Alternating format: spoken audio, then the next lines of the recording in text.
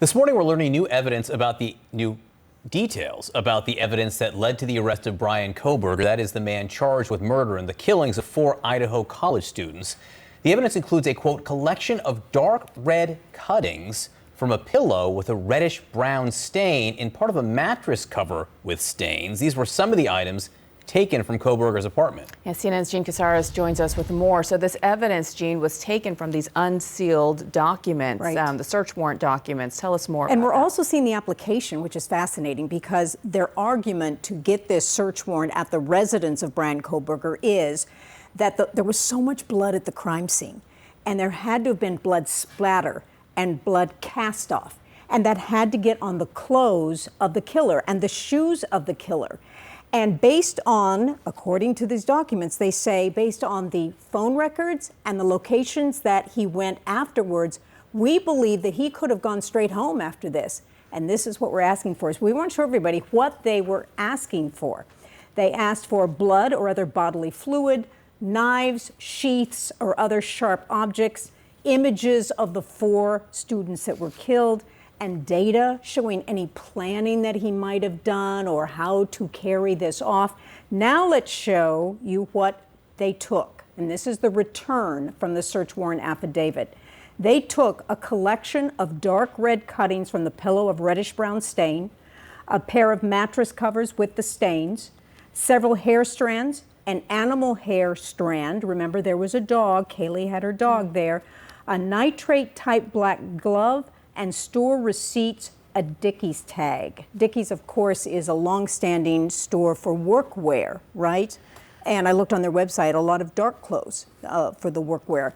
But this is significant, and also they did some presumptive testing at the scene, which, being in courtrooms for so many years, I can tell you, is at the scene they can do a presumptive test to determine if it might be blood, and they took those with them. So I think that's an indication what presumptive testing may have shown right there. And then also, I think the nitrate glove is fascinating because we know the DNA of the killer was on the knife sheath, but it wasn't from a glove because they got DNA. You can't get DNA from the glove, you get it from the finger, right? Or the hand or some body part. So it's interesting that they took that glove. And we didn't see in the search warrant affidavit that any glove was found at the scene, but they thought possibly we could get something. What a fascinating list, both of what they got and what they were after. Yes. Gene Casares, thank you very much for that reporting. With us now is criminal defense attorney Ashley Merchant. Ashley, thanks so much for being with us. So you just heard that list of what they got. What do you think the most important thing now is that they have in their hands?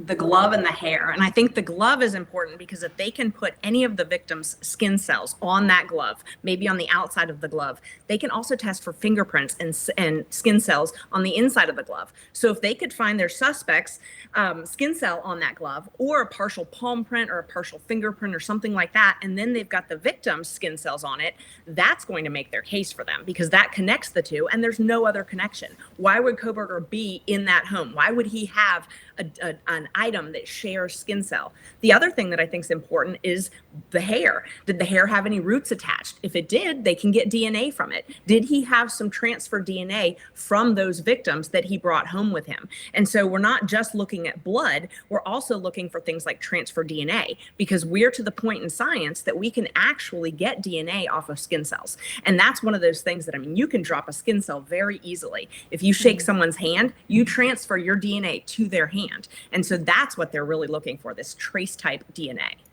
Ashley, we also know the Kohberger's lawyers waived his preliminary hearing until June. What, if anything, does that tell you?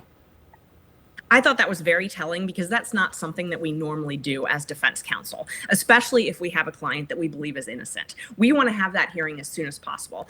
And they're allowed to have it, or they're actually required to have it within 14 days. And that's one of those hearings that if they don't have enough evidence, your client goes free. Your client either gets a bond or they're out while they're trying to investigate more. So the fact that they waived this hearing up until June, that is a very long time to waive the hearing. That tells me that they think that there might be some more evidence, and that also tells me that they may be talking with the prosecutor about trying to resolve this case somehow.